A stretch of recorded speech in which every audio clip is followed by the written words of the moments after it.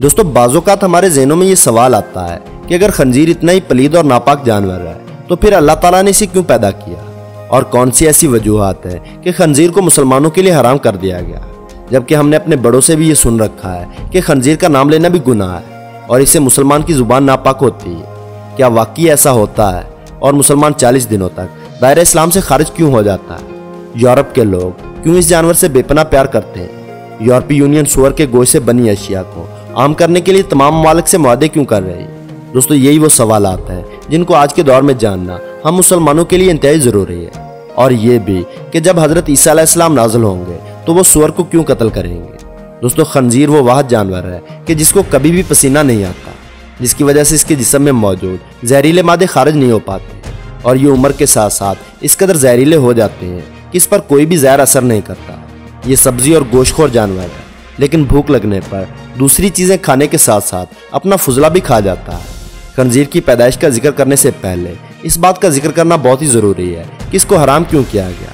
अल्लाह ताला सूरत इनाम की आयत नंबर 145 में इरशाद फरमाता है कि आप फरमा दें, मेरी तरफ जो वही भेजी गई है इसमें तो किसी भी खाने वाले पर ऐसी चीज़ को जिसे वो खाता हो हराम नहीं पाता, सिवाय इसके कि वो मुर्दार हो या बहता हुआ खून हो या फिर सूअर का गोश्त हो या नाफरमानी का जानवर हो कि जिस पर ज़िबा के वक़्त गैरुल्लाह का नाम लिया गया हो, क्योंकि ये सब नापाक और शिर्क है।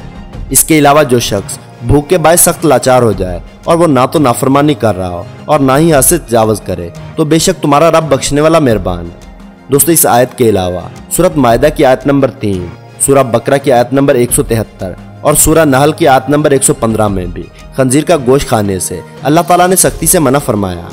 हज़रत जाबिर बिन अब्दुल्लाह रज़ी अल्लाह ताला अन्हो तिरमिज़ी शरीफ की हदीस नंबर 1297 में कुछ इस तरह से रिवायत करते हैं कि हुज़ूर पाक सल्लल्लाहु अलैहि वसल्लम ने इरशाद फरमाया, अल्लाह और इसके रसूल ने शराब, मुर्दार, खंजीर और बुतों की पूजा को हराम किया है और इनकी खरीदो फरोख्त को भी हराम कर दिया है। दोस्तों अब इस सवाल के जवाब की तरफ चलते हैं कि खंजीर हराम क्यों किया गया। दोस्तों अभी जो कुरान करीम की सूरह इनाम की आयत बयान की गई है, इसमें अल्लाह ताला ने खंजीर के हराम होने की वजह उसकी नापाकी बताई है, यानी खंजीर इस कदर नापाक और गलीज जानवर है कि इसे मुसलमानों पर हराम कर दिया गया।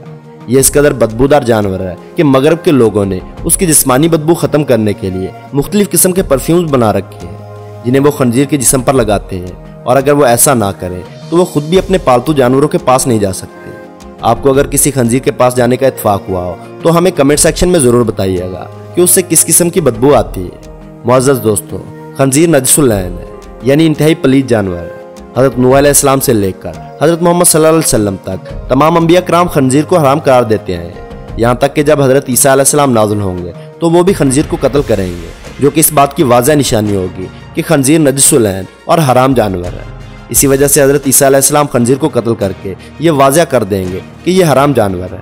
दोस्तों खंजीर के अंदर आदात ज़मीमा यानी बुरी खसलतें पाई जाती हैं, जिसकी वजह से इसके खाने वाले में भी इसके असरात मुंतकिल होते हैं, और वो तमाम अलामतें आप खंजीर खाने वाली कौमों में अच्छी तरह से मुलाहिज़ा कर सकते हैं कि वो कैसे बेशर्मी की इंतहा को छू रहे हैं। दोस्तों खंजीर अपनी मादा के लिए खुद दूसरे नर को पसंद करता है और इनको घेर कर अपनी मादा के पास लाता है और खुद इनका मिलाप करवाता है। ये दुनिया का वाहिद जानवर है जो कि हम जिन्स परस्ती को पसंद करता है। इन्हीं आदात और खसलतों की वजह से खंजीर को कुरान पाक में नापाक कहकर पुकारा गया है।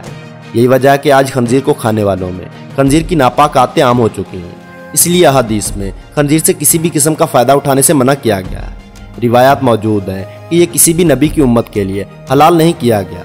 खंजीर की पैदाइश के मुतल्लिक मशहूर रिवायत जिसके रावी हज़रत इब्ने अब्बास रज़ी अल्लाह ताला अन्हु है।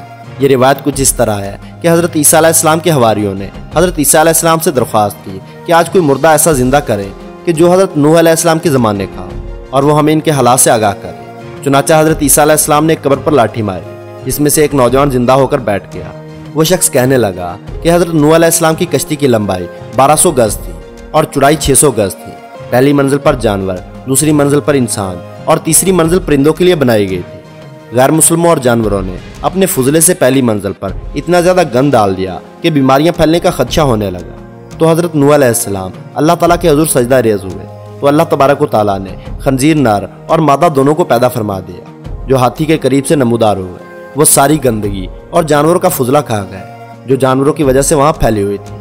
इसलिए हज़रत नूह अलैहिस्सलाम ही वो पहले नबी थे जिन्होंने इसकी पैदाइश के बाद जब ये देखा कि वो अपना और दूसरे जानवरों का फुजला खा जाता है तो इसको शरीयत में हराम करार दे दिया। मोअज़्ज़ज़ ख़ातीन और हज़रात, हम जो अपने बड़ों से सुनते हैं कि खंजीर या सुअर का नाम नहीं लेना चाहिए, इससे ज़ुबान नापाक हो जाती है और 40 दिन के लिए ईमान दूर चला जाता है, ये सब बातें बिल्कुल गलत और मनगढ़ंत बातें हैं। इस बारे में हमें कोई भी हदीस या मुस्तनद रिवायत नहीं मिलती। इस 40 दिन इस्लाम से दूर रहने वाली बात की कोई भी असल नहीं है। और अब तो जदीद साइंस ने भी खंजीर के गोश्त पर तहकीक करने के बाद इसे इंसानी जिस्म के लिए मुज़र करार दे दिया है। बेशक अल्लाह पाक ने खंजीर हमारे लिए हराम करार दिया है और यही हमारे लिए हतमी फैसला होना चाहिए। बतौर मुसलमान हमें खंजीर से नफरत करनी चाहिए और अपने बच्चों को भी यही तालीम देनी चाहिए। इसकी शक्ल में बाज़ अक़वाम का मस्क होना भी साबित है, और जिस जानवर की शक्ल में कोई कौम मस्क हुई हो वो खबीस तरीन जानवर होता है। आप ज़रा इस बात पर गौर करें कि जब हज़रत आदम अलैहिस्सलाम को अल्लाह तबारक व तआला ने जन्नत से निकाला तो इसकी वजह सिर्फ यही थी कि उन्होंने शैतान के बहकावे में आकर अल्लाह के हराम करदा दरख्त का फल खाया था। हमें इस दरख्त की हुर्मत के मुताल्लिक कोई भी वजह मालूम नहीं और ना ही हज़रत आदम अलैहिस्सलाम को इस दरख्त से मुमानियत की वजह मालूम करने की कोई ज़रूरत थी, बल्कि अल्लाह ताला का मना कर देना ही उनके लिए काफ़ी था। बिल्कुल इसी तरह हमारे लिए और दीगर तमाम मोमिनों के लिए इतना ही काफ़ी है कि अल्लाह ताला ने खंजीर को हराम कर दिया है। कुरान पाक में इरशाद बारी ताला है, ना किसी मोमन मर्द को यह हक हासिल है और ना किसी मोमन औरत को कि जब अल्लाह तबारक व तआला और इसका रसूल सल्लल्लाहु अलैहि वसल्लम किसी काम का फैसला या हुक्म फरमा दें तो उनके लिए अपने इस काम में करने या ना करने का कोई इख्तियार हो। और जो शख्स अल्लाह और इसके रसूल सल्लल्लाहु अलैहि वसल्लम की नाफरमानी करता है तो वो यकीनन खुली गुमराही में भटक गया है। अल्लाह तबारक व तआला से दुआ है कि अल्लाह हमें अपनी और अपने महबूब सल्लल्लाहु अलैहि वसल्लम की नाफरमानी से महफूज रखे और अपनी ज़िंदगियों को उनके बताए हुए तरीकों के मुताबिक गुजारने की तौफीक अता फरमाए। तो दोस्तों आज की वीडियो में बस इतना है। वीडियो पसंद आने की सूरत में लाइक और अपने दोस्तों के साथ शेयर करना ना भूलें और ऐसी ही मालूमाती वीडियोस देखने के लिए हमारे चैनल को सब्सक्राइब करते हुए साथ मौजूद बेल आइकन को दबा दें।